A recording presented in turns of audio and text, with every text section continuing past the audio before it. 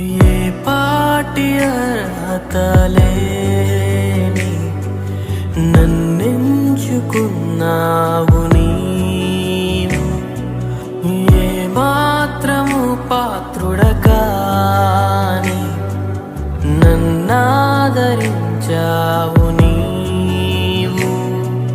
మా దోషములకై నీరు తీరమునే యాగముగా చేసినావు. ఈ పాపి కొరకై నీ ప్రాణమునే బలిగా అర్పించినావు.